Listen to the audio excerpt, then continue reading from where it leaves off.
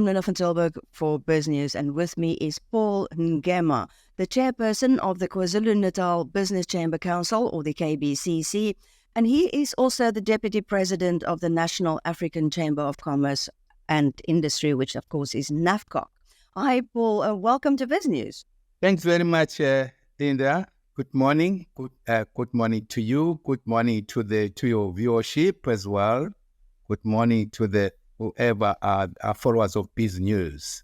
Well, can we start with the KBCC? Is this a regional version of NEDLAC? No, Linda. KBCC, as the name suggests, is Kwazulu-Natal Business Chamber Council. KwaZulu-Natal is provincially based.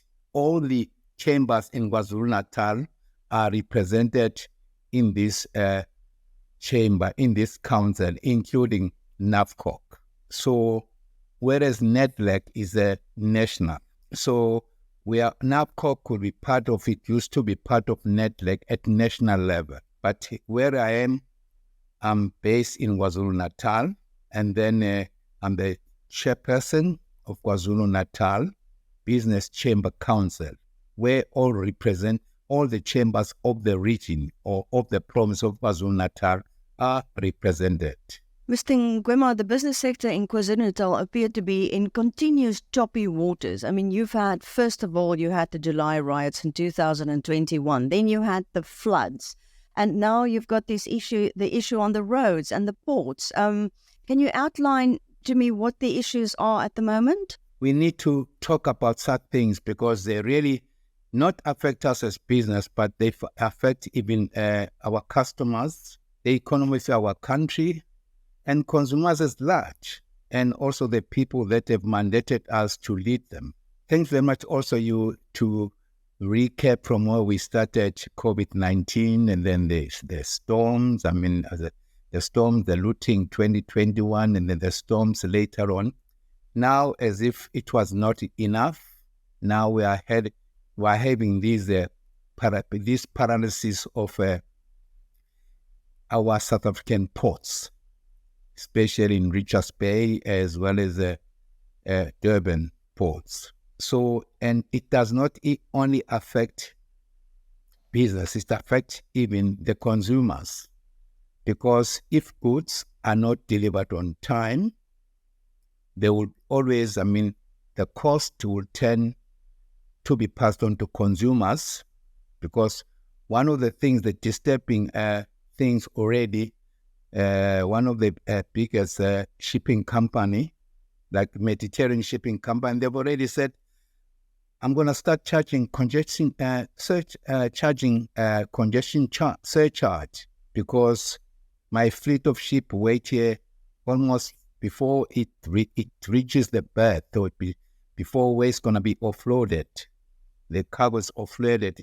They've got to wait almost, for 15 to 18 days, 4 hours. So that's not good for our economy as a country. It's not good for our province. So that has been happening. When you are here, you don't need even such a study to see what is happening, especially when we are along the sea. When you drive from Richards Bay to Durban, you can see number of ships queuing up to reach the Durban harbour.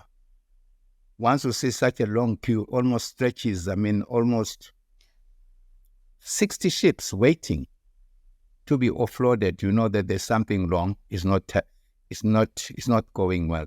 All these NALAPs, they've got some knock effects on business, how we do business with the outside world, how we do business within ourselves, and how we do business with business to business. So this is what is happening right now. And we have got such beautiful roads, but one thing that is happening, because beautiful roads, good road infrastructure must match up with proper functioning rail system, which we do not have right now. I know the country, when you go back almost 29 years ago, when we took over the country from the apartheid regime, I must be honest, we took the country over with a proper functioning rail system, which we as business, we thought it to be maintained because it's always cheaper by rail, but tends to be more expensive by road.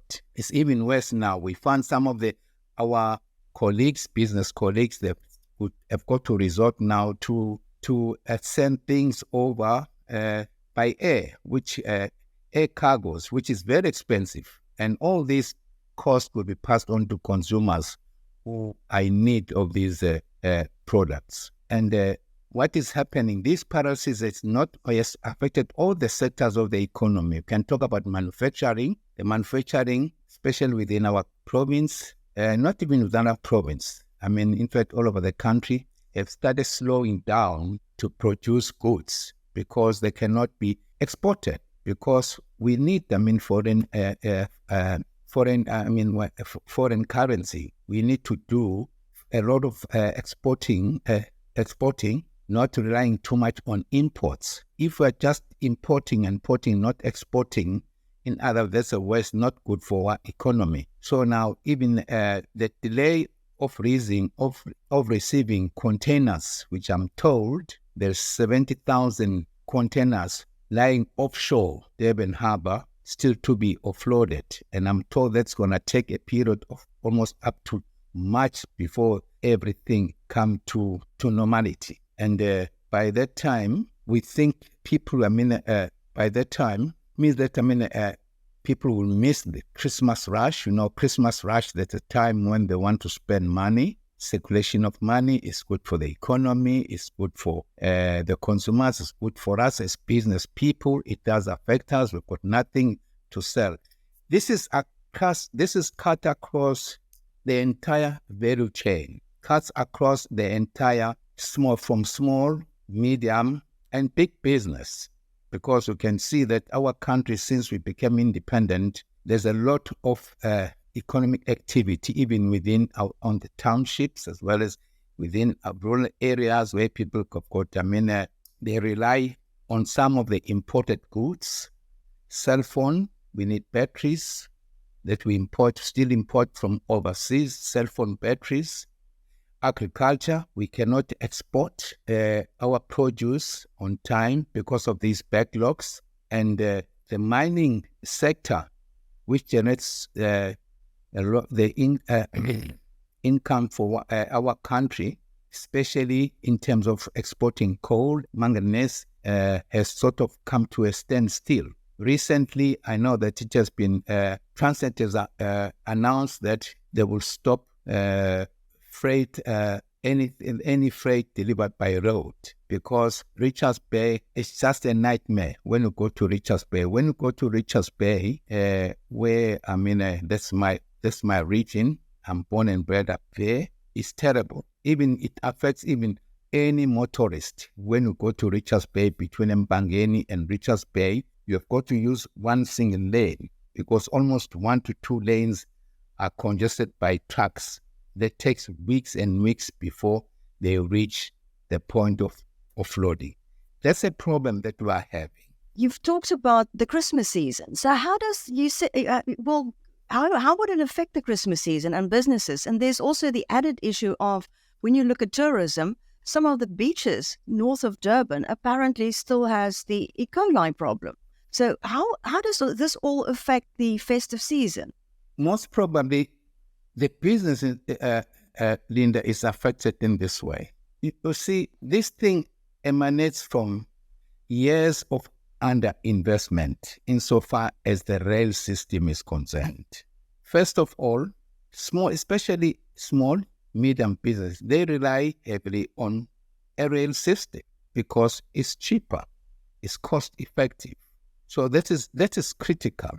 And the powers that be have let this thing deteriorate into such a state that is not usable. I know that, I'm going to categorize maybe first before I even answer you, that I know that it has been said too many times that the equipment there at the harbors is old, needs to be replaced and serviced. But I don't think it's just the equipment, and they also they cite the shortage of locomotives. But I don't think it's that only. I think it's got something to do really with the efficiency as well as leadership capacity, which I think is very important. Now, as we're heading towards a festive season, you can imagine our roads. If our roads are like this, first of all, it's not going to be safe for any ordinary motorist to drive on that road.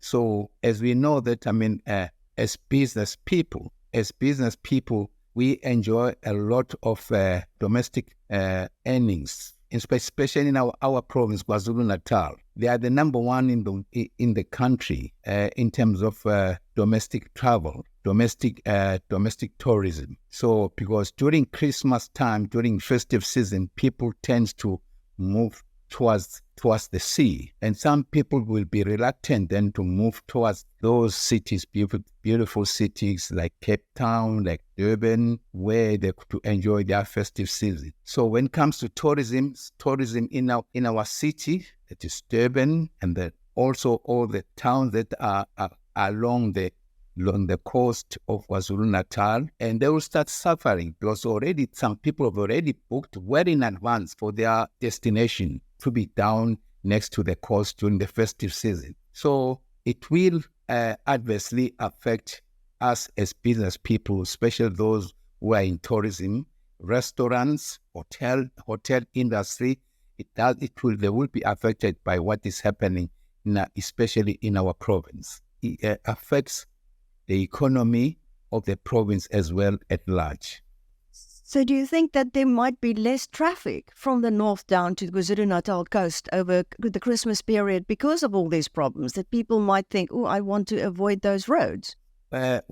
Without any shadow of doubt, I think it will have a negative impact, what is currently happening right now. I know that especially Transnet, National Ports Authority, they are doing their best to arrest the situation. And up there, the media is, what the current situation is in the media space, and it's not giving us a good picture of our province as a province that is in a state of paralysis. Because ports are not possible. You see, our ports are linked to the rest to our beaches and everything. Some people might not be keen to travel down to the coast because of all this. Because people are coming from all directions, especially coming from this. If you are coming from the other direction like Mpumalanga, Limpopo, where there's 10 kilometers of these tracks just lining up, 10-kilometer stretch of these tracks just lining up to reach the port. You see, some people, they are very worried that it might not be safe for them to travel down to the coast. So that might have a negative impact on the tourism industry. That's my opinion. Mr. Ngema, what influence are you addressing this with the government and with the state-owned enterprises to ask them what they're doing? What kind of pressure can you put on them? Well, from time to time, we do have these engagements, because like our KwaZulu-Natal Business Chamber Council, as well as NAFCOC, we are a stakeholder of Transnet. I must be honest with you. We know where the problems are.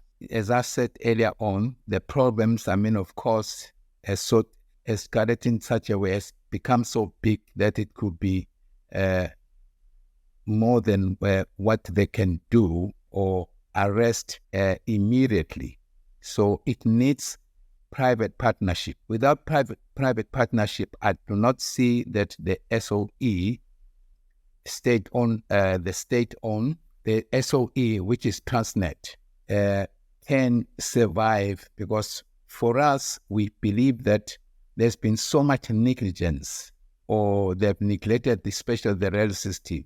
We thought alone they cannot revive and run the rail system without really attracting the interest from the private sector to come to the party and revive the rail system. So from time to time we talk to them. I know that they've come up with many master plans over a long period of time to see if the influx of the freight, the influx of the freight by road can be reduced, because the increment of the freight being delivered by road system is borne out of the rail system being not functioning. And that's why in our engagement with Transnet, we have been pleading with them, please, you can't do it alone. You must do it together with the private sector, which is us. We do engage with them quite a lot. They do listen to us. It's just that, the problems become so big, it cannot be sorted out now, because they project that it could only be sorted, even the offloading of the ships that are lying offshore from the Durban harbour, it will only be almost completed in March.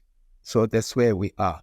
So we are cooperating with them as chambers, because Kwazulu-Natal Business Chamber Council that's where all the chambers are represented. We are cooperating with them. They keep us abreast of what is happening. We also try and offer solutions. So, Mr. Paul Ngema, the chairperson of the KBCC, thank you so much for speaking to us. Thanks very much for the opportunity. Thank you also to the viewership for listening to us.